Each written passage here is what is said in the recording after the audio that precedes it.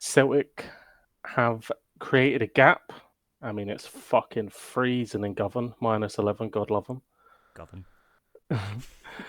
Cardiff's new manager bounce has kind of bounced away. And is Pep Guardiola on the brink of being sacked? Morg, roll the intro.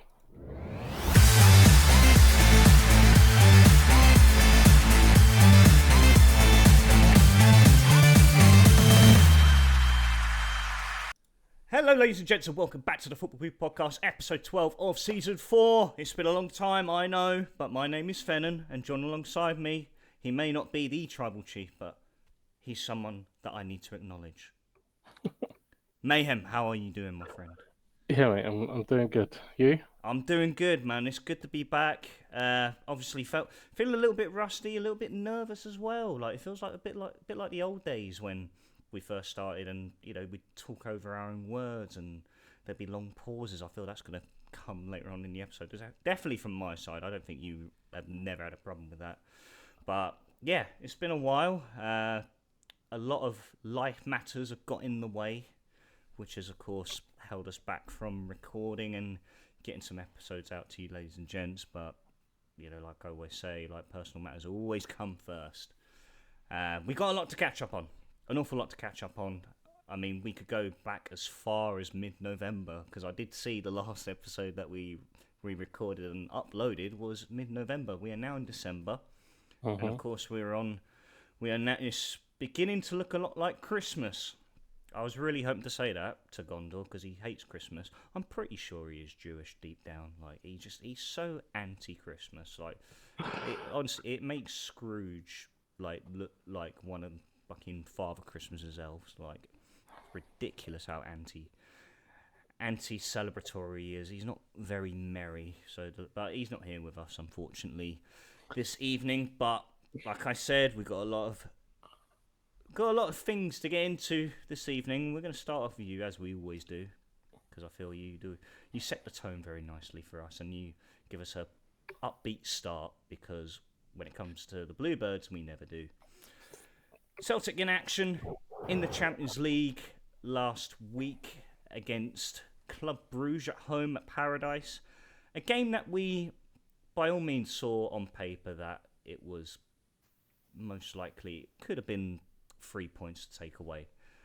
A calamitous own goal, unfortunately, struck from Cameron Carter-Vickers, and Club Brugge was certainly an opposition side that we heavily underestimated, who looked pretty dangerous throughout the entire game. And then a piece of individual brilliance from Days Maeda levels things up just before the hour mark. And then VAR being called into action. Unfortunately, it ruled out a second goal for Club Brugge.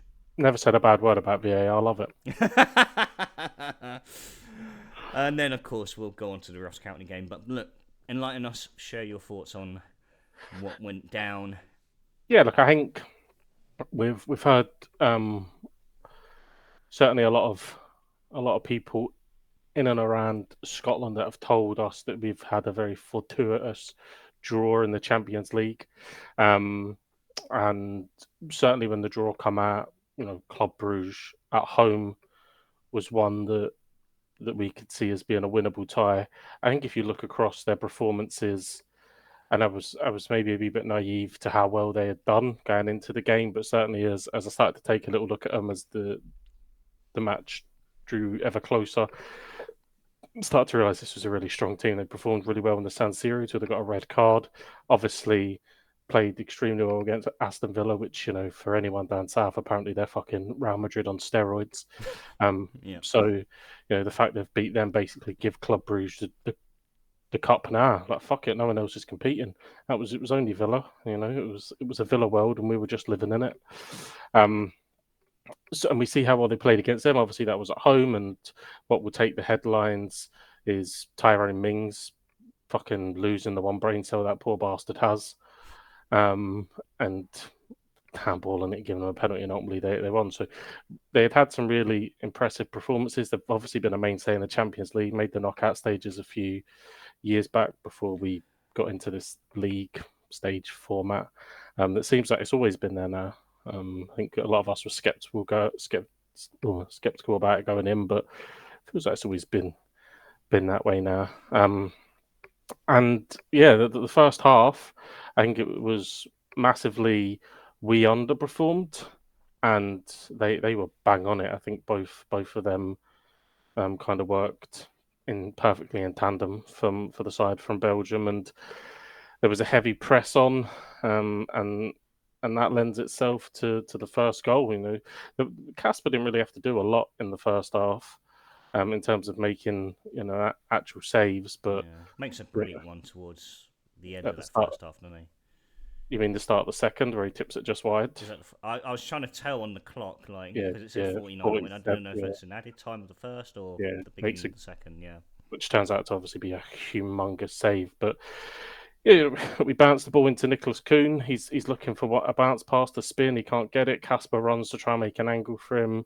Kuhn lays it off to Carter Vickers. Carter Vickers, a blind pass, leaves Casper absolutely no chance. And we're one down. And at half time, it was looking bleak. Brendan has got him in. He's worked to be a bit of brandy magic. Told him about his Gucci belt and all his lovely tales that he has, and he's sent them out. And look, we were improved. I think Bruges sat off us a wee bit. I think they were more than happy to try and close up and deliver a European performance and try and see the game out. They certainly weren't as um, heavily focused on pressing, and that allowed us to grow into the game.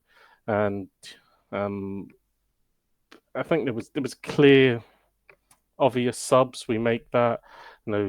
Alex Vai comes on comes Bernardo, um, and straight away, Vai is involved. A little slip ball to Maida. He cuts back. He whips a cracking shot slash cross. I don't know, but who gives a fuck? It goes in 1-1. And from there, I think it was an even game. Like you said at the start of the half, Casper makes a huge save, which is pivotal in these games. You need your keeper to play well. Makes a huge save to keep it only at 1-0, and then obviously we get the equaliser, and then it is a bit to and fro. And towards the end of the game, I think Bruges were more than happy enough to get a point away from home, and we were pushing a little bit without ever really creating a clear cut opportunity. But look, it's a point. I think in reflection, looking back on it now, it's a good point at the time because we've kind of built this next run of fixtures up. Bruges, Zagreb, young boys. Yeah, I think there was a wee bit of disappointment, and because we set such a high standard against Leipzig, it was disappointing not to get to that level. I think Arnie Engels is struggling a wee bit. I think the boy will come good. I think it's going to take a wee while for him to understand that role as it was. We were spoiled. We had Matt O'Reilly. He was perfect for that. And I think Arnie will get there. He's still a young yeah. kid. It But I was always think going to be big boots to fill though when he first came in. yeah, and I think we had this, this thing in our head that this guy's an 11 million pound player. We break our record. He's going to come in. He's going to hit the ground running because we paid 11 million quid for him. But in today's market, 11 million pound is a project. 11 million pound from the Bundesliga is a project. Yeah, Unfortunately, he's a project with a very high ceiling, but I think he'll take a wee while just to settle in. And I think going into December and being able to utilize the squad and take a wee bit of the pressure off him may help him to really come into a game and stamp his authority. I expect come Wednesday up at Patodri, Brendan might go with Bernardo, just because I think his performances warrant it. But yeah, look, and ultimately, I think 1-1, we were good value for it in the second half. I think Club Brugge fans will be disappointed they didn't win the game, and I can understand why. And obviously, if it wasn't for the width of a hill, then we probably would have lost the game. So yeah, we get out of there. Tough game against Zagreb. And again, we know about Celtic's difficulties away from home in Europe. So hopefully we can go there and put on a performance and get something from the game. And then it leads us perfectly into young boys at home, which is now the tie that if we can get 3 points there and maybe get a point in Zagreb, then that puts us up onto 12 points, and I think that'll be enough to get us into that, at least that playoff slot, and then we can kick on from there into February. So yeah, overall,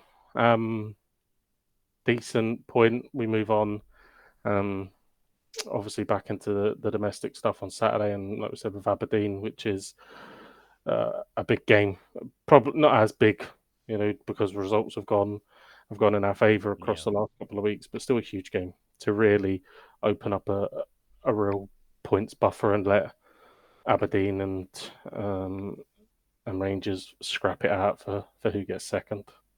Well, I mean, even in this point at the moment, I mean, Rangers seem so far off of yourselves and Aberdeen. I mean, but you know, obviously beating Ross County by 5 goals to 0 has set you up perfectly going into the game against Aberdeen on Saturday next week.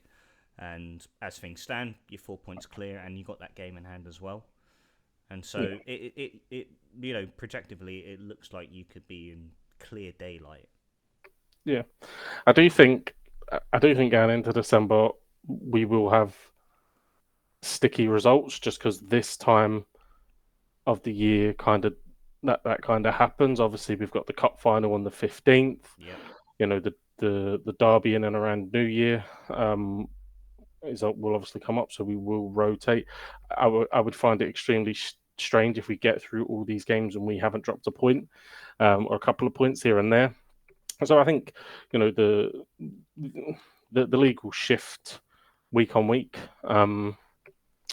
But I think obviously in terms of domestically, we're going to prioritise that cup final and prioritise the derby. But what Ross County did show was the strength and depth that we have. Because see if Arnie Engels had produced the performance that Luke McCowan produced on Saturday, we would be waxing lyrical about him. He was phenomenal. 3 assists on a goal. He was everywhere. He was creative, little slip balls, bang on it.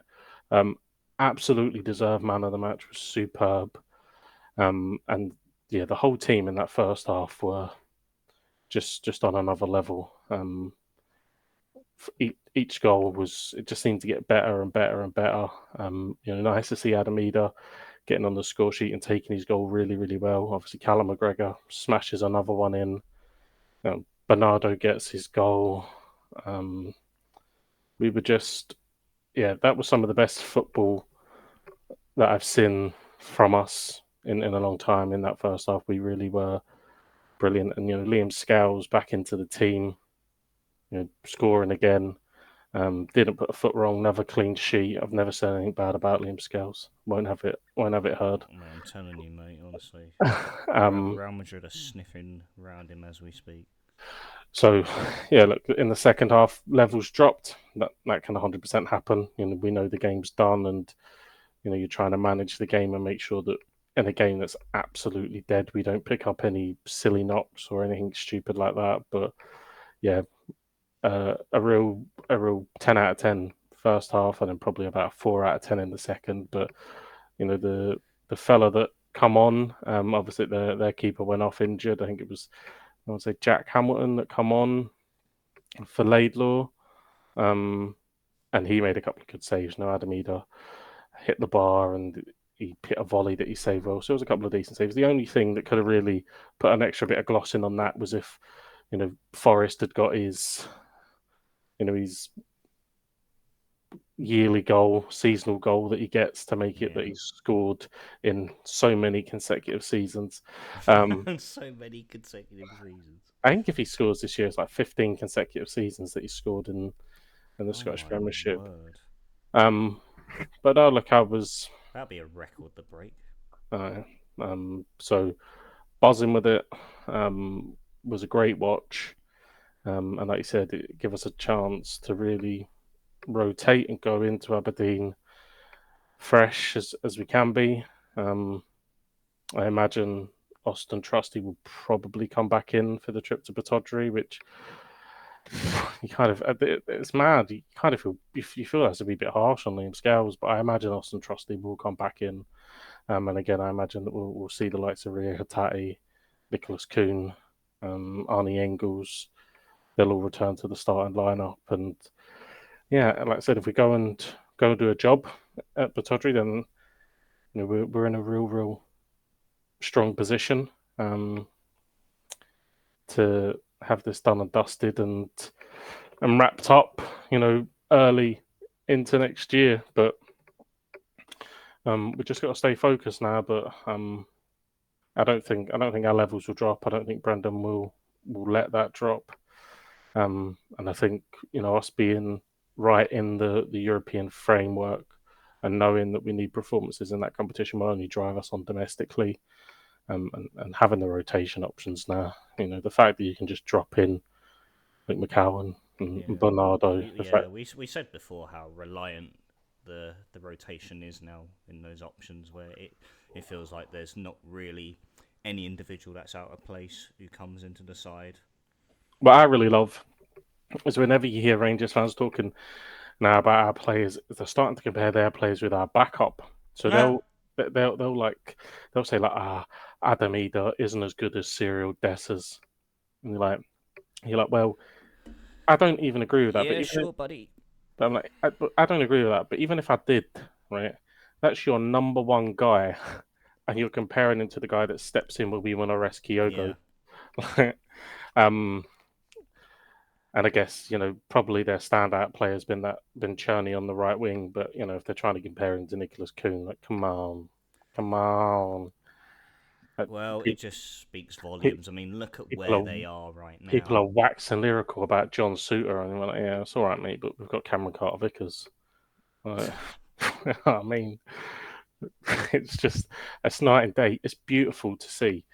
It really is. And to anybody that's clicked onto this and maybe supports a lower end team, so maybe you're in Scotland and you're an Ayr United fan, you're a Falkirk fan who are doing really well this season, or maybe you support one of the Dundee teams, or you're an English lower league supporter, you're a Coventry City supporter who we'll talk about in a bit.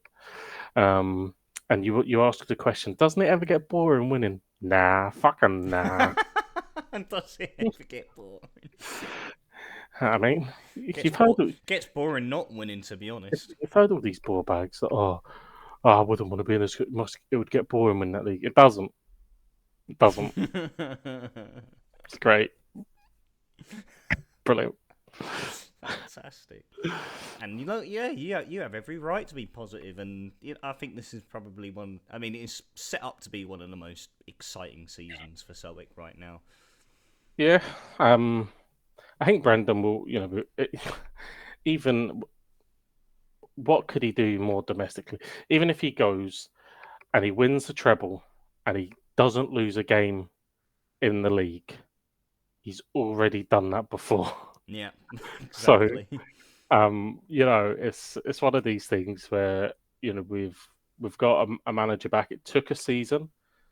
It was a bit, nippy and tucky. And in It that, wasn't quite fun then, was it? yeah, no, and in that season we still won a double. Um, yeah, just to remind you, Jack Butland. Remember they said he should be in the England squad, and then he fucking spilt that one in the cup final, I and now the remember that very well. Yeah. Um, so we've got a manager back that is wanting to do the best for us, which is obviously phenomenal for us. And look, they've got a manager that could be leaving. I've heard some chat about the Belgium job. Um, I don't know if that's true or if Belgium would want him. Oh, Um, please take him because Wales will probably get him in the next fucking Nations League group anyway, and we'll actually have a chance. but I think what Philip Clement's starting to understand what being in charge of one of the Glasgow clubs is like. Because a lot of good faith, a lot of them pretending he was a lot better than what he was when he's just a fucking Belgian Bill. Like that's all he Belgian is. Bill. He's just a baldy Belgian Bill, He's a Belgian mole. and you know here we are. Um, they're far worse off than they were under Michael Bill. Um, far worse off than they were under Van Bronckhorst, and they probably don't have the money to sack him. So it's good times ahead. You know what I Yeah, mean? good. Because Yeah, brilliant. And to make things even more sweeter, look. I mean, I think the bracket I think the bracket stops off at 24th place in this Champions League group. Celtic are 20th at the moment, and there are two teams below them in the form of Real Madrid PSG, yeah. and PSG. We shouldn't be allowed to mention PSG on this podcast because otherwise I'm going to say something silly. But then tied on points with Juventus, PSV, and Milan and City. Yeah. You would have took that, wouldn't you? Best in the land in all the world. We would have took that. Who would have known that actually Real Madrid have shit the bed in their crap, and City have fuck knows what's happened to them. They forgot how to play football. But no, look, we're in a good position. Maybe We've Real got Madrid have protested playing in the Champions League this season like they did done with the fucking Ballon d'Or presentation. Yeah, so we have got some games that on paper we can be competitive in, and there's always that Celtic PTSD of going away in Europe, but yeah, the young boys at home, that's a massive fixture, and then obviously we finish off away at the Harlem Globetrotters that is Aston Villa, so we'll see what happens down in Birmingham. But at the moment, happy, building up to Christmas. Merry Christmas, fuck the Huns, and all's right in Oh, the you got to world. be belting that out around the Christmas episode again. Oh, yeah, of course, mate. And if we win the cup final on the 15th, then officially we've taken their self-proclaimed most successful club in the world pish, because we'll have one more than them. So they've got to put that in the bin. That self-proclaimed bollocks that you made up, you've now lost if you fuck it up on the 15th of December. And it could get even worse. It definitely because can. you're minus 11 points. Oh, Jesus Christ. We've only just hit December, right? And when you kicked off in Perth and were utterly uninspiring, it took an own goal to beat St Johnstone. Exactly. You were 14 points behind. It's got that bad that I've heard that the loudest Rangers fans were in Perth was singing Jason Holt's name, obviously a former Hun himself, when the goal went in. I mean, they've had to go back to playing Hadji. This was a guy. Yanis Hadji. Oh my god, he's still there. This was a guy that you said we're done with him. Guys like No. the Rangers Mikey Johnson, he's been there for far too long and has produced fuck all. We're done with him. We don't want to deal with him anymore. We're done with him. You're now back to relying on that guy. So wow. Long mate, continue, eh? 100%. Long may it continue. I'm here for it. Completely entertained by it, not bored. So keep it coming. Not bored. Just let you know. The banter years keep rolling on, and fantastic. Right, we ready to lower the mood now? Mm-hmm. I mean, how would you even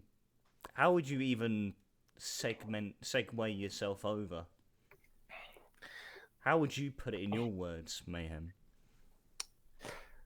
Did you see the boxing on the weekend? Did you see Sonny Edwards in the corner? I didn't, but I feel like I've watched something that may be a little bit relatable to it. He had a bad round in the 6th round, and in his corner was trying to G him up, and he says, "Do you know what, mate? Can I be honest with you? I don't even want to fucking be here anymore." That feels like a little bit of a segue, because I imagine we're probably going to talk about QPR. That result hurt because they're shit. They are really shit. They are rank rotten dog shit.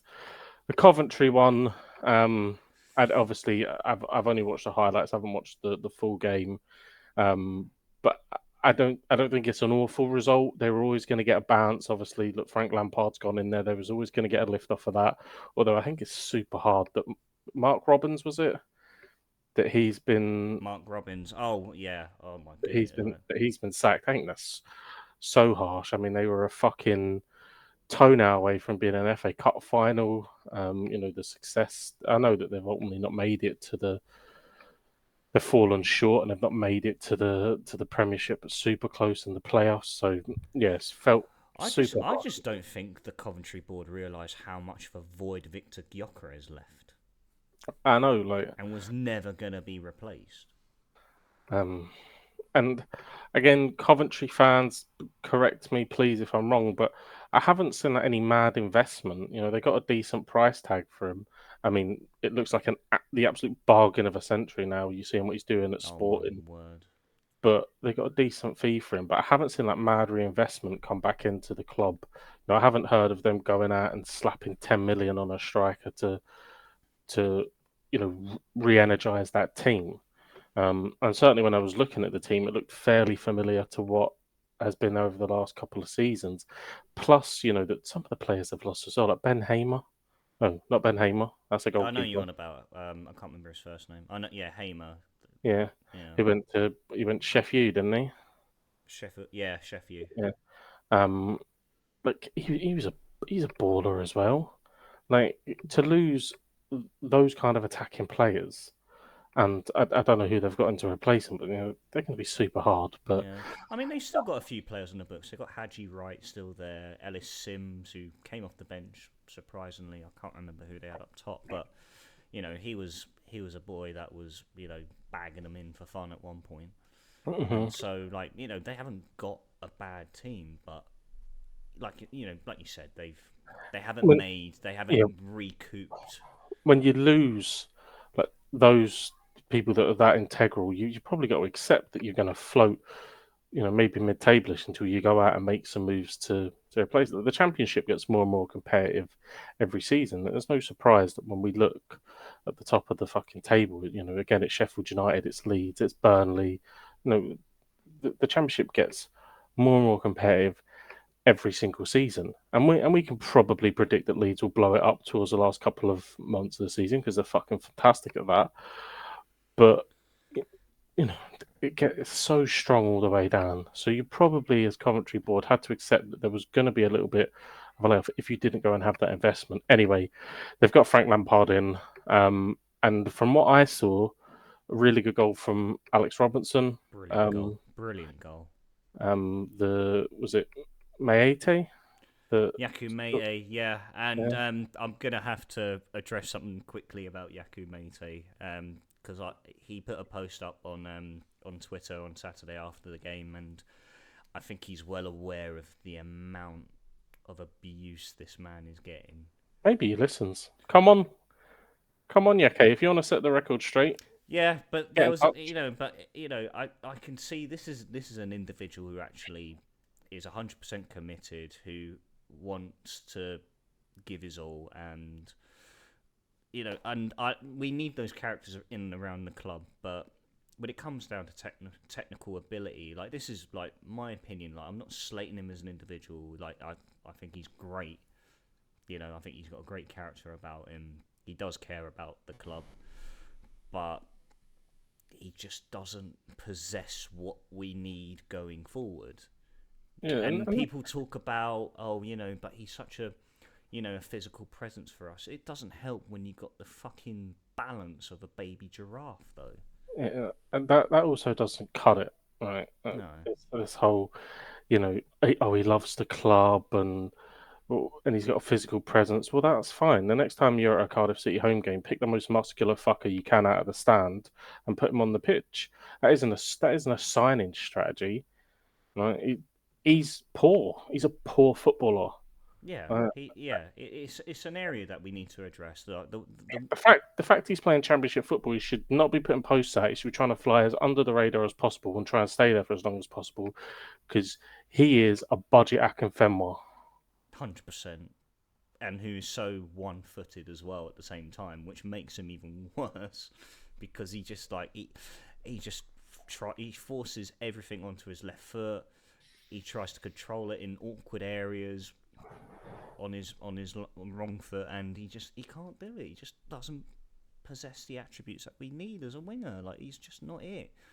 And I mean, look, over the moon for him to get on the score sheet, and I do hope that going forward it gives him some confidence in front of goal and in terms of his performances. Full stop. But again, with the Coventry game, that was a game we should have been able to have seen out and taken 3 points from.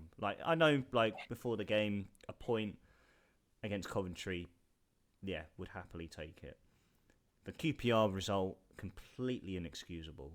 Yeah, Two that's a shots, bad result. two shots on target, and they both fucking find the back of the net. And yet we had all the possession, we had all the shots. We are so weak defensively, just clueless defensively in terms of organisation and structure. And then going forward, there's no ruthlessness about us. Yeah, Robbo misses a big chance at the back post. Oh, I know, yeah. I mean, QPR's first goal, he takes it. He takes both of them, actually. They're both Fantastic. good goals. They're both really good goals. I mean, and it says 2-0 on the scoreline, but ultimately the second one, you're pushing for an equaliser and you get caught on a counter attack, which I'm not against. I'd rather a team goes to try and equalise than settles for only losing 1-0. So if you go for it, there's always the chance you're going to lose 2-0, but maybe you grab an equaliser. And the boy takes his goal really, really well, but they're a bad team. Yeah, I think I'm pretty sure that was only their second win of the season. They will be in League One next season. Oh, yeah, most definitely. Unless we fall off rapidly and they pick up points, which I don't see initially right now, but I think Portsmouth are a better team than them. they are. Yeah, I'd agree. Everyone in and around them, I think they're a poor team, which is mad because within the last decade, they've been a Premier League club. It is mad to see the fall of some of these teams and the journey that they go on, but they're poor, and that was a poor result. No, it was a really poor result, and funny enough, if we even go back to the last episode and we look at the title of it, is Omar Reza Cardiff saviour? The brutal, honest answer to that is no. Yeah, I think I said in the last one or the one, but you strike while the iron's hot. When you was in that rich vein of form, that's when you go out. That's when you entice someone to maybe leave a club. That's when you bring in someone and you kick on. And lo and behold, Cardiff took the cheap option, which we're also shocked about. Well, we couldn't see that coming. And 2 months have gone by, and there's been no decision made about a permanent manager. And now I don't blame Omar Reza whatsoever. He's ended up in the same shit situation as Mark Hudson was 2 seasons ago, where we've been left in a really, really bad place in the table with a group of players who we don't know who our best 11 is. We chop and change all the time.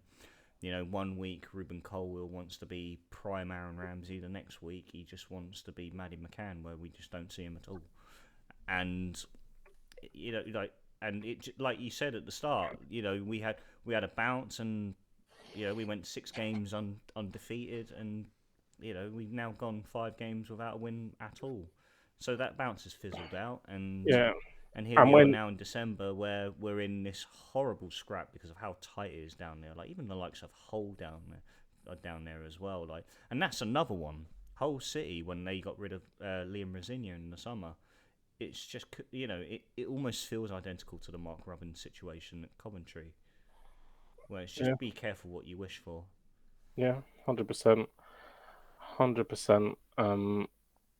And normally, the successful teams, you see a wee bit of stability at them. How long had Mark Robbins been at the helm, and how long had he built that to put him in the positions that they were in? Like I said, literally a fucking toes now away from an FA Cup final in there as well.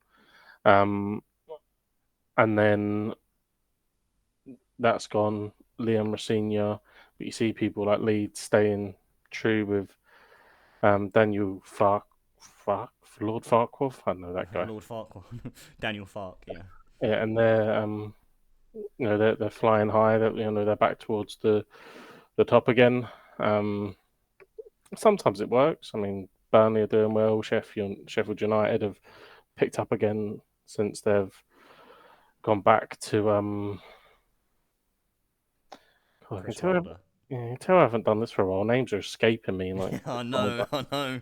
So rusty, um, but no, go on. so you see sometimes it works, but more often than not, like a team that's going to have success and sustained success, there's going to be um, that solidarity between the players and the coach is going to be that familiarity between, the manager and the hierarchy, and that's about how they're going to deliver a positive product on the football field.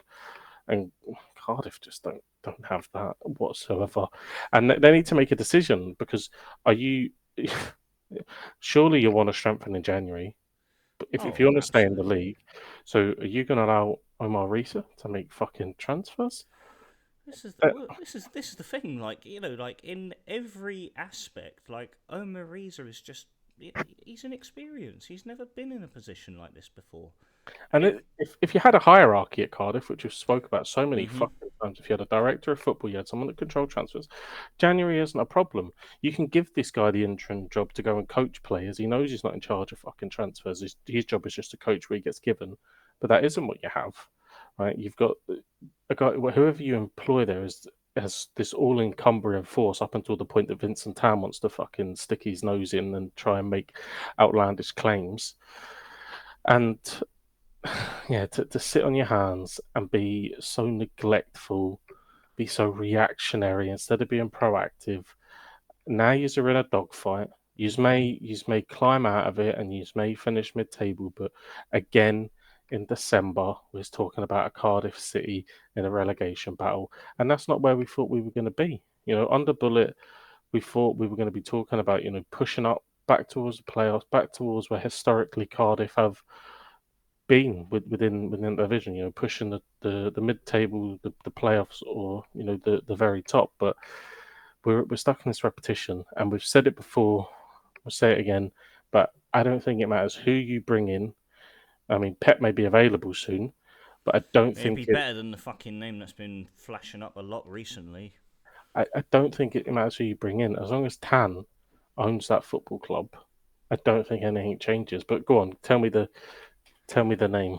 Oh, I don't know if I want to tell the name. I mean, what I mean before I do say the name, the Cardiff City Fans Advisory Board have even submitted a letter to the board, which, and again, they're asking. I mean, I'm not going to go through the whole thing, but they're asking for the three same things that we've asked for the last decade, essentially, and that is, knowing what the short term and the long term plan is in regards to the managerial situation, transparency, and what's the word? Communication between the hierarchy and the fans. And it's going to be the same old song and dance where Mehmet Darman will open it up, he'll take one look at it, he'll wipe his ass with it, Kenchu will then lick it because he fucking has his tongue up his ass anyway, and then just fucking chuck it in the bin.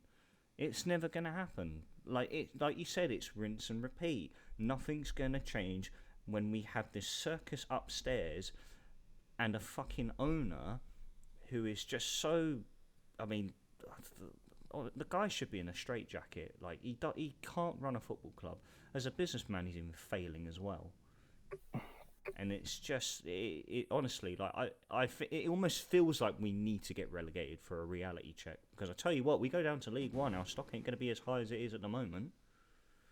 I mean, it's not even high at the moment right now, and it's not going to be any better if we go down to League One. And then the name that has come up, and I honestly think it is utter gub, but the more I see it, the more I think, is that really going to be a realistic option based off of the history of this fucking manager, Steve Cooper?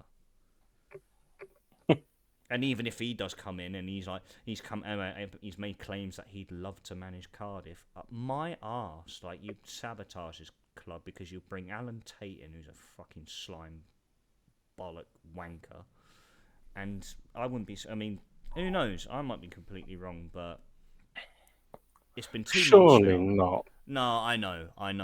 Surely I'm not. like, no, it can't happen. It just cannot happen. Let's hold out for Pep. Uh, You know what I mean? uh, But yeah, but I mean, to you can't. go 2 months without making a decision on a manager, like, fucking clubs make these decisions at most a week. But like any as a business man, like if that's what you're claiming to be, that's fine, right? That's grand. But if you're making it as a business decision, you don't make a business decision by saying, right, we're gonna get rid of this. Right, this isn't working. We're gonna get rid of this, and we're just gonna leave it and hope it fixes itself. I mean, and that's what Vincent Tan's doing. Surely they must have thought, right, Errol Bullet, that's not really working. And let's be honest, there was obviously something going on behind the scenes because it took that long for them to offer a contract. So they were never going to give him time. Yeah, And ultimately, the team, looking back on those performances, that whatever had happened, was really looking to affect the players, week in week out. But surely, if you know, right, bullet scan, you must know, right? He's going, so we're going to make that decision. These are the people that we would potentially think are viable. If we can't get any of them, then there's these people, then there's these people. And if you don't have that installed in you, then even more so, you need a structure at your fucking football club. And I know we keep going back to it, and it's rinse and repeat. And I feel so bad because I imagine Cardiff fans, if they're listening, are saying, "Yes, we fucking know. Stop saying it. It's never going to happen." But yeah. you know, It's like go back to episode 6, yeah. and it's And literally the same conversation. look at I think on the weekend there, you're unlucky. I do think it's a penalty. It is a Uh, penalty. Oh, there's no doubt yeah, about it. It is a yeah, penalty, you know, 100%. Callum Chambers' arm is I don't think it's intentional, but his arm is away from his Mm. body, um, which is harsh. What I don't quite understand is where his arm is. The ref hasn't give it, and the lino gives it. I don't see how the lino can see it. So the lino's guessed, which that late on into a game when you're having, mate, look, you've guessed and you've got it right, but ultimately you've guessed because there's no way from the position the lino is and where the ball strikes Chamber. There's just no way that he can see definitively, where that's hit him on the arm and the impact. It's just impossible. It can't be done. No. The ref hasn't give it. The linos give it. That's a massive call. Um, and ultimately cost you 3 points, but we've been saying this, like you said, for a couple of months, but they need to make a decision here because you can't give an interim manager a January window so that whoever inevitably comes in after him has to then deal with an interim manager signings. It just does not make any fucking Doesn't sense. work. Doesn't work at all. And like you said, like having Omer Reza as an interim manager, Vincent Tan is going to give him zilch in January. Completely nothing. And that won't change unless we decide to take someone else on. I'd like Omer Reza at the club, though. He's got a great rapport with the players, and so I'd like him to stay on as a coach. But as a manager, like I said, lacks so much experience when it comes to game management. Like, I mean, we can go back to the Sheffield Wednesday game where we came away with a point in there. And at half time, he goes to 5 at the back, and we're trying to see out a draw for 45 minutes. And maybe, just maybe, we try and catch him on the break. And, like the Bristol City game when he makes changes too early. Like, that's what I mean. Like, it's just, like I said, I like him. I think he's been put into a very, very tough situation, as was Mark Hudson. But this is it. Like with these situations, you need to act quickly, and this is what clubs normally do. And it's completely alienated in terms of Or how this club is being run. if they don't act quickly, what they normally do is say, "This is who we want. They're available at the end of the season. So what we're going to do is put this person in." There's some kind of transparency instead of just if we put him in and don't say anything, then maybe it'll be okay. Mm.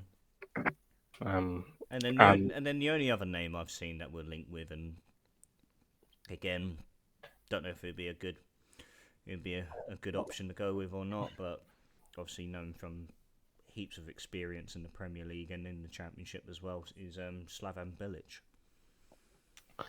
that feels very But I don't know. 2005. This is the thing, and he did not have a good spell with Watford.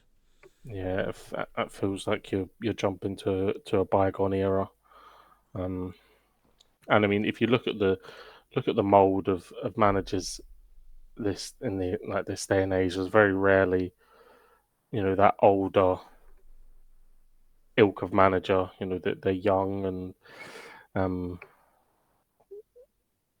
you know vibrant managers. Not many kicking about anymore that are No. of the upper echelon. I it probably it wouldn't happen, and I imagine because he's very well off and he can pick his jobs and he wouldn't go into an ownership, and this won't go down at all well with any Cardiff fan listening because they'll all tell me to shut the fuck up. But honestly, someone and I imagine you will as well because he isn't a fan favorite anywhere, but I think anywhere he goes, bar Man United and maybe some dodgy trips in Spain. But I think David Moyes would if he was willing to take the job, would come in and deliver. And I think he's in that same sort of age bracket as Bilic, but is obviously just a little bit more recent in terms of success, and maybe that's a little bit too high to be aiming for. I thought the Nathan Jones things was bang on the money. Cheltenham are languishing now in whatever mid-table in League One, whatever. Yeah. I still feel it's a realistic option, but I think where he still is, he's under a long-term contract at Charlton, and I don't know if Tan is willing to pay out the compensation to them for us to bring Nathan Jones in. I don't know. I mean, it's got to the point now where I don't even know who I want going forward, because there's been so many times when there's been a lot of promise around these managers, and then I we've mean, just fallen off the ball so fucking abruptly. look at Steve Cooper. You can't tell me, right, that Steve Cooper is going to ask for less than what Nathan Jones would. So when you add it up Mm, to what you'll pay Steve Cooper, an ex Swansea cunt, right? That, like you said, is probably going to bring in back staff that are ex Swansea and have real ties to yeah, Swansea City. So you're going to do that, probably pay him vastly more. When you add it all up, Nathan Jones is probably a cheaper option, even if you have to pay compensation. And believe it or not, what you would get is for the first time in a long, a feel good factor from the fans because they know that it's someone coming in that actually gives a shit. Errol Bullitt had a good season last season, but does at his core, and I don't buy into all this shit. They have to love the club, blah blah blah. But at his core, does he really give a shit about Cardiff? Do you think he thought, oh, this is a I want to go in and I want to take Cardiff up. This is a great club. I want to build them. No, he thought, go in, do a good job. Someone will offer me a job somewhere else. Right? That's the reality of where he was in his career. hmm That's what he's looking at. Whereas Nathan Jones would see it as I can build with this club. He supports it. And sometimes when you're down in the nitty gritty of it, what you need is someone that comes in that's just going to emanate that passion. If you don't have leaders in the dressing room, which you clearly don't, right, then it does really need a strong voice to really go. And maybe that Cardiff connection, he gets on arm around Aaron, he tells Aaron how he's going to play him, he's realistic with him. You're only going to play Aaron, you're only going to play in 15 games, right? I'm going to drop you out. I'm going to rotate you, but you're going to play here. This is how you're going to play.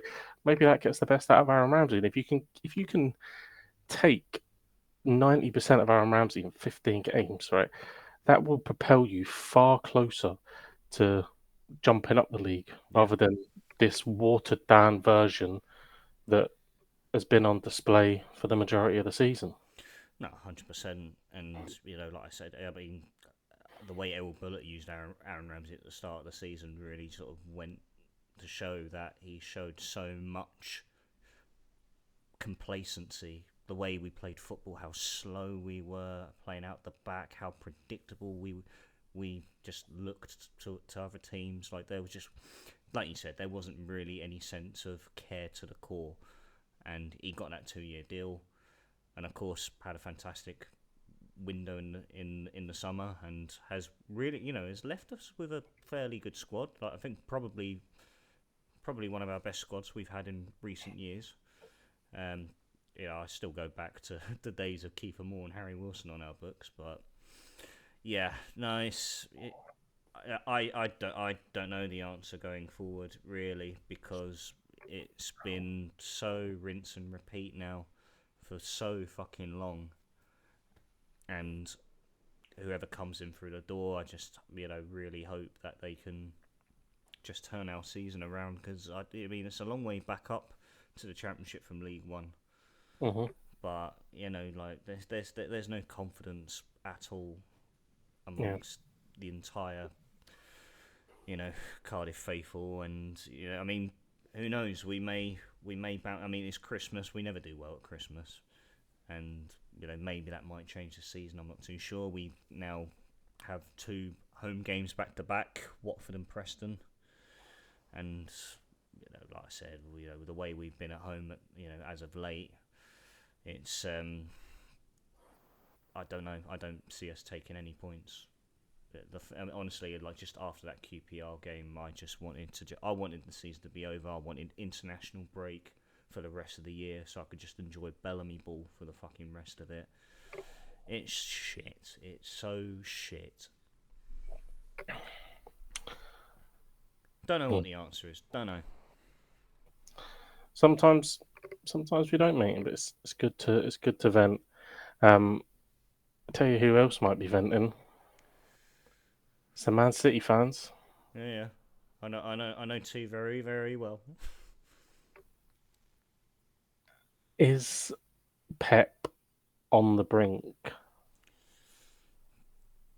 I mean, because I've watched some of the City games in recent weeks, and I don't understand why. And this was always going to bite Pep in the arse when we go back to the summer when he sold Alvarez, didn't replace him. I mean, of course, he brought back Gundogan, but I don't get why he he is a big believer in having such a small squad, because that has severely just completely left him down to the bare bones now. Rodri out for the season, Kovacic out for the season. They haven't really got any left-sided options now. I'll watch the Tottenham game, right? And Rico Lewis was playing right wing, Hmm. and then he played Rico Lewis and Bernardo Silva in centre mid against Liverpool, who were completely overrun by that Liverpool midfield.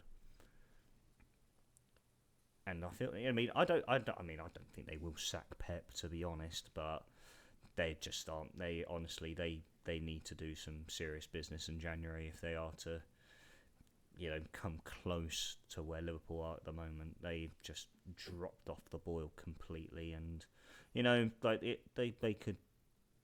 obviously they got the injuries as a valid reason as to why they've dropped off, but at the same time, this was a squad that top Premier League teams dream of having, having a strong starting 11 and a strong bench. But just seeing all these names on the bench now, you see like O'Reilly on there, you just see all these kids on the bench now. Yeah. I mean, I watched a little bit of the Tottenham game, and they just look so easy to play against. Yeah, they really do. I watched a little bit of the Brighton game, and again, they just looked super easy to play against. There's no doubt that if you lose a Ballon d'Or winner, however contentious that was, if you Oh, he deserved to win it. Fuck off, Real Madrid fans. if you if you lose a Ballon d'Or winner, um, it's gonna have a huge impact. But like the the fall off is is crazy. Yeah. Like it's it is incredible. And I think they will have to do some serious business in January. Mm. We haven't spoke about it a lot on here because there's a lot up in the air, but the fact that they haven't gone and spent and they haven't strengthened and they haven't flexed their financial. No, no. and they haven't, and they No. haven't, and they haven't gone and flexed their financial superpower. Does that speak to the 115 charges? Does it tell you that, you know, maybe there is something in that? Um, because yeah, I mean, like you said, it's okay to develop, and everyone wants to see, people continuously develop through academies, and you want to see the likes of Rico Lewis coming on, and the Phil Fodens, and the Trent Alexander-Arnolds, and that's fine. But when you're here and you are hemorrhaging points, and Liverpool, what now, 11 clear? 11 clear as things stand. Like, that's a bigger gap than it is in Scotland. Yeah. So all this tin pot carry on from the boys down south, your league's predictable and it's dog shit. Yeah. Um, Yeah, the drop off is frightening. And you bring up a really, really good point there with the charges that City are put up against. And I don't know, is there something that's going on behind the scenes where I mean, for them not to not bring in, I mean, they brought in that winger, what, Slovenia, so there they brought in? Well, who did they bring in? They brought in Savinho. They brought Gundogan. Gundogan back, and I think that was it really. Yeah, I can't remember anyone else. But then you look at the injury list. I mean, Doku, Foden, Grealish, De Bruyne obviously just can't stay fit to save his life at the moment. Doku Kovacic, he was back though, wasn't he? did he start? Was he in the Liverpool City game? I don't know if he started, but I think he was back. I think I remember seeing him. Yeah, well, he was. I mean, when I watched the Spurs game, he was ruled out. Yeah. Um, And then Grealish. like Edison being dropped as well. Yeah, I mean, you've got all this chat about wingers. You've £100 million winger that you don't start. Like Jack Grealish is on the bench. Like, it's Oh, mad. Mancius Nunez as well. I keep forgetting he's even a player. Is he injured? No. He started in the Liverpool game. How much did they pay for him? I think he was within I think he was about 40 million. About 14 million. Um, look, yeah, Yeah, Doku was on the bench, so he must have just been coming back from injury. I think Pep. I think Pep has enough like good credit in the bank, and I don't think they're gonna change. Um, but it's mad, that we're having this conversation. Yeah, I know. We're in December, and this would be the collapse of all collapses if Liverpool don't come on to win the league. And I do believe I mean, correct me if I'm wrong. I think it was the first time. I mean, at the time that Pep had gone and lost 4 games in a row for the first time in his career. I mean, they're winless in 6. And they fucked up a 3-goal lead to final. Feyenoord, yeah, Like, at home. they just can't buy a win. They just literally cannot buy a win. Um, and all that being said, it speaks to everyone. The only team that's capitalised on it is Liverpool, because that being said, you know Chelsea and Arsenal and Brighton are above them, but Brighton are level on points with them. Chelsea and Arsenal are only 2 points in front of them. Spurs are still 3 points behind them. United are still 4 points behind them. So overall, only Liverpool have capitalised, because you would imagine at some point they will click. They'll find some kind of new system. Pep will tinker with it. Maybe Bernardo Silva comes back into midfield, and he plays that kind of more Kevin De Bruyne. He obviously come off the bench, but maybe he starts to play from the beginning. They start to eke more minutes out of him. Doku's back. Grealish is there. And you would imagine that at some point something will click and they'll start to pick up a few results. And then if they start to get up ahead of steam, Chelsea and Arsenal will be thinking, "Fucking hell!" Like they didn't win for 4 games, and they're hot on our heels again. So Yeah. But I mean, obviously not as bad. I mean, it's nowhere near as bad as it is right now. But they are familiar with you know going on a going on a bit of a dry patch around this time of the year, and then the new year comes around, and all of a sudden you find them within reach of Liverpool. And so, I mean, I don't know if it'll be different this time round. I don't know if they'll be allowed to spend in January, but 11 points is a massive total. it's a Scoring, like huge gap. And at the moment, we don't see Liverpool dropping points no, look, whatsoever. and they will drop points. They There's will, every but chance that they drop points to the likes of Arsenal, or they drop points to City when they go to the Etihad. yeah, But even then, they're only clawing that back to within. Only clawing that back to within sort of six, 5, 6 points. yeah, So it's a hell of a buffer that they've got. Um, but what I did, we've tangented off into, obviously we did tangent off a little bit onto the English Premiership there. I did want to mention that David Gray's Hibs obviously got a massive result as well over Motherwell. Um, they did. lifts them off the bottom of the table, replacing them as their Edinburgh rival Hearts, which is it's always top Ha ha banter. ha ha ha. See, Um, always positive. yeah. Um, so that was good. Obviously, Hearts getting a drawing with Aberdeen at Tynecastle, which I imagine I think is a good point.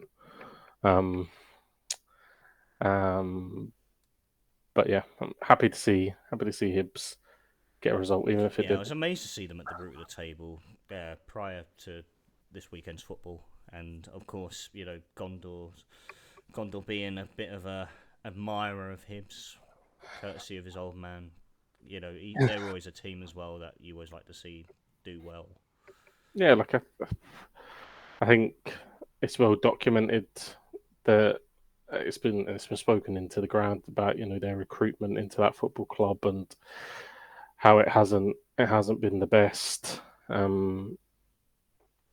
So there's certain things that have got to be implemented, and the structure um, of the club is being built up in the right way. I think Scottish football is a lot of people. I saw a video the other day where um, someone was slagging Scottish football and saying, that the they're worried that a lot of clubs are going to go bust and blah blah blah. But I think Scottish football is in a decent place. I just don't think it's meant to be. Some things are just not meant to be consumed by the world. Yeah. Right? So the, the English maybe aren't meant to like Scottish football. That's But is, fine. is has that probably come within come to this this like in the light of everything that's gone on with like Cali Thistle, for example, and there's another Yeah, team. I can't remember who it was again. There's someone else. Not yeah. Look, Cal. Yeah. there's been some struggles down the lower end of the pyramid, and obviously that's generated the chat about whether or not we should make a bigger Premiership and only play each other twice and that kind of stuff.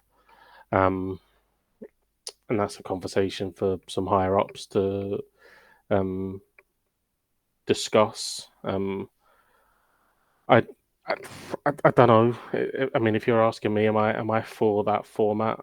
So we drop the 12 league team where we split it and then play obviously the five remaining fixtures after the split, and we go to a more traditional, maybe sort of 18 league team league, and we only play each other twice.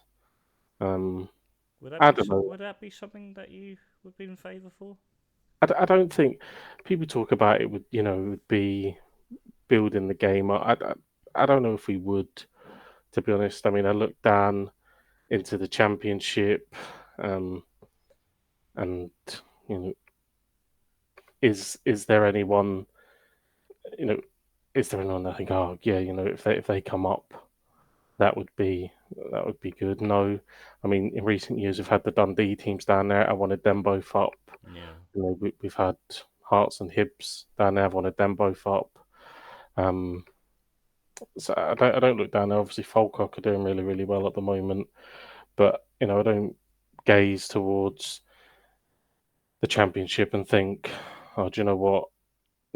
It'd be really really good if we could have the likes of Livingston back in the league. Not really. Maybe Partick Thistle, they're fun, but Hamilton, Raith Rovers, not really. Ayr United, no, not really. Um, None that really stand out.